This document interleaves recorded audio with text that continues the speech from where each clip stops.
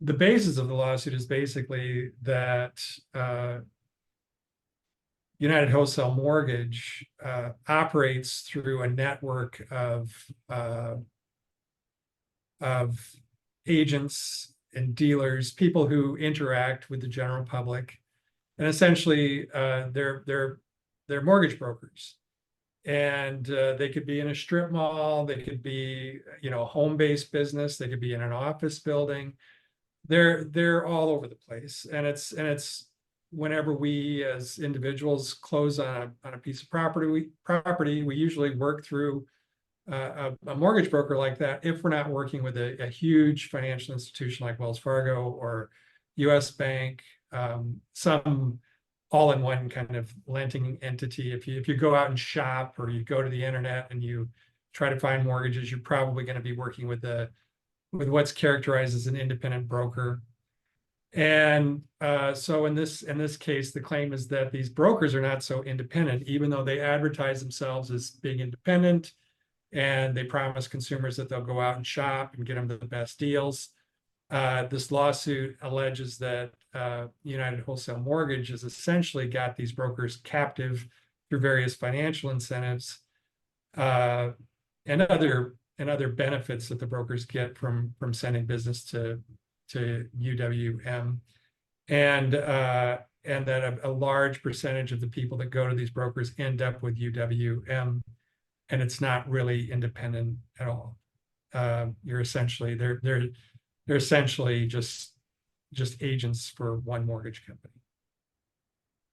So what are some of the holes in this case when it comes to what these people are alleging? Are there any red flags when you look over the complaint, things that maybe a judge might entertain a motion to dismiss over?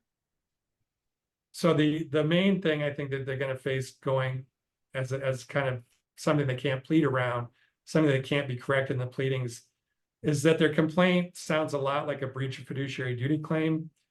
And fiduciary duties, those are duties that are owed when you're in sort of a confidential relationship, like a trust to a trustee to the beneficiaries of the trust, or an executor to the beneficiaries of an estate, an attorney to a client, a pastor to a parishioner, a doctor to a patient. All of these kind of relationships of trust give rise to fiduciary duties. And if you as a professional, like a lawyer, breach your duties to your clients, that's called a breach of fiduciary duty. And a lot of the claims that are pled in this lawsuit sound of that type of liability.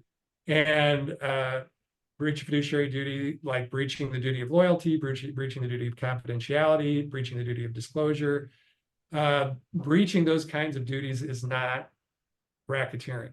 And I think that the argument that they're going to face is that the direct cause, if the plaintiffs were injured here, the direct cause of that injury was a breach of fiduciary duty, not fraud, not mail and wire fraud, not kickbacks or bribery.